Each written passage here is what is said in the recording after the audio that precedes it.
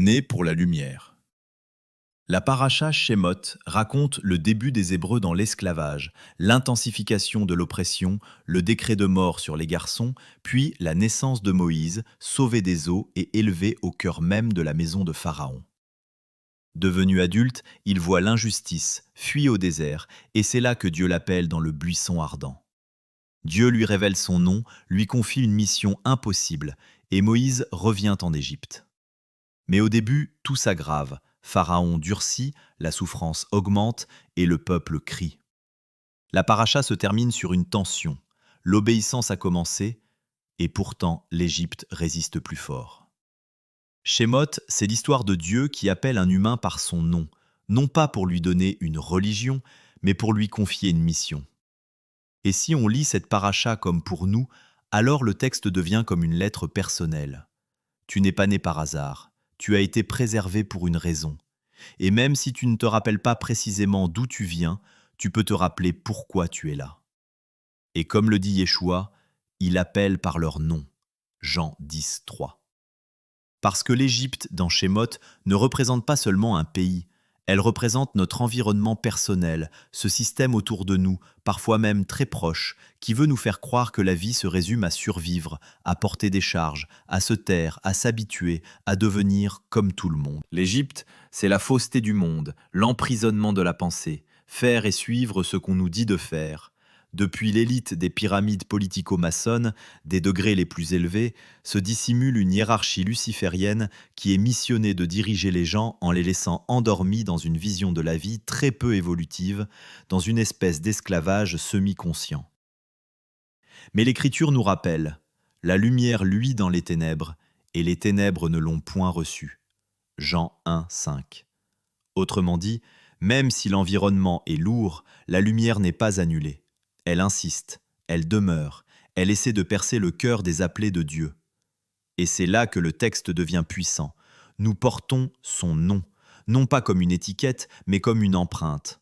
Comme si Dieu avait déposé dans certains une étincelle particulière, un feu discret, destiné à se lever dans une lignée, dans une maison, dans un environnement. Parfois, on est le premier à dire non à la répétition du mal, à stopper la malédiction. Parfois, on est la continuité d'un parent fidèle qui a tenu malgré tout. Mais dans les deux cas, le message dit la même chose. Dieu n'allume pas un feu pour qu'il reste caché. Il l'allume pour éclairer quelque part, précisément là où la nuit a duré trop longtemps. Et le Nouveau Testament le dit sans détour, vous êtes une race élue, un sacerdoce royal, une nation sainte, un peuple acquis, afin d'annoncer les vertus de celui qui vous a appelé des ténèbres à son admirable lumière. 1 Pierre 2, 9. Et c'est ici que la paracha devient presque dérangeante, parce qu'elle nous force à relire notre vécu. Tout ce que nous avons traversé, tout ce qui a pesé, tout ce qui a blessé notre âme, tout ce qui nous a fait sentir différents, à part, en décalage, peut être lu comme un simple hasard. Mais la Bible propose une autre lecture. Et si ce chemin n'était pas un accident? Et si ce que tu as vécu n'était pas seulement une suite d'événements, mais un chemin, une issue qui mène vers une mission? Nous sommes son ouvrage, créé pour de bonnes œuvres que Dieu a préparées d'avance afin que nous les pratiquions. Éphésiens 2, 10. Parce que Dieu ne se contente pas de sortir Moïse d'Égypte, il fait quelque chose de plus profond. Il allume en lui le buisson ardent. Il réveille l'âme. Il reconnecte l'humain à la présence de Dieu. Le buisson ardent n'est pas seulement une scène spectaculaire, c'est une révélation intérieure.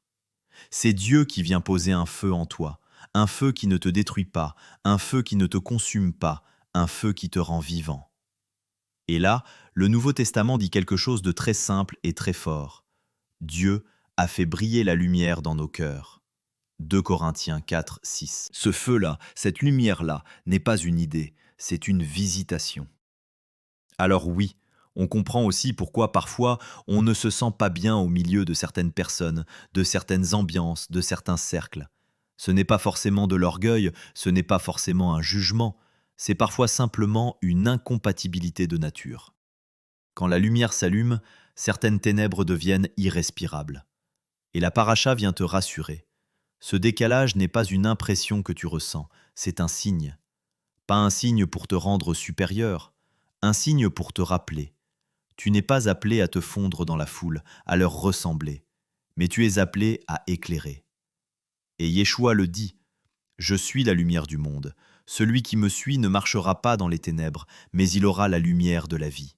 Jean 8, 12. Et c'est ici que l'histoire de Moïse devient prophétique. Moïse traverse le Nil et il est retrouvé vivant là où, logiquement, il n'aurait pas dû l'être. Le Nil, pour les Égyptiens, c'est un lieu de justice de Dieu. Quand Pharaon décide de tuer tous les petits garçons, c'était pour avoir la preuve que le Dieu des Hébreux était un Dieu plus puissant que son Lucifer. Et c'est pourquoi Moïse a survécu dans ce Nil et qu'il fut adopté. Car en lui, ils ont vu le miraculé, celui qui survit dans ce shéol. Dans le texte, le survivant n'est pas seulement celui qui échappe, c'est celui qui est préservé. Et quand Dieu préserve, ce n'est pas pour rien, c'est pour envoyer. On peut le dire ainsi. Si Moïse a été trouvé vivant au cœur de l'épreuve, alors sa vie devient un signe que l'appel était plus fort que la mort. Et c'est exactement ce que beaucoup d'entre nous doivent entendre. Si Dieu t'a gardé en vie, ce n'est pas seulement pour que tu existes, mais pour que tu deviennes une bénédiction dans un lieu précis. Ton histoire a été écrite précisément pour que tu empruntes le chemin qui te fasse comprendre ta mission. Alors la souffrance encourue peut être lue autrement, pas comme une fatalité, mais comme la preuve que la mission est réelle. Moïse naît au pire moment, au moment où une malédiction s'organise contre les garçons. Et pourtant, il survit. Et ça devient une loi spirituelle. L'oppression se lève souvent là où une délivrance doit naître. Le système des ténèbres attaque ce qui menace son règne. Et si tu as été attaqué, secoué, incompris, pressé, c'est peut-être parce que tu portes quelque chose qui doit s'allumer. Et c'est là que résonne une exhortation simple. Ravive le don de Dieu qui est en toi. 2 Timothée 1, 6. Et maintenant, Kémoth se scelle en Yeshua. Moïse porte un feu, mais Yeshua est le feu. Moïse reçoit une mission, mais Yeshua est la mission. Le buisson ardent annonce un feu qui brûle sans consumer, une présence qui demeure sans détruire. Et ce feu-là, ce feu fidèle, c'est lui. Je suis venu jeter un feu sur la terre. Luc 12, 49. Et encore, notre Dieu est aussi un feu dévorant. Hébreux 12, 29. Non pas un feu qui écrase, mais un feu qui purifie, qui réveille, qui met à part.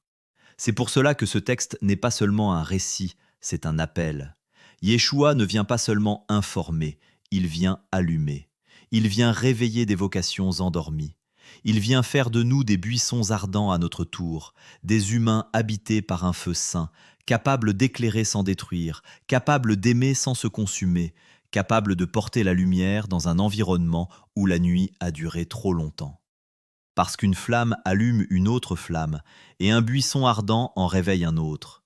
Parce que Dieu nous a fait sortir du pays d'Égypte pour être notre Dieu. Et notre Égypte n'est pas seulement un lieu extérieur, c'est aussi un territoire intérieur, un camp d'oppression, de liens, de démons qui cherchent à s'installer, à nous entourer, à nous détourner de la mission de Dieu.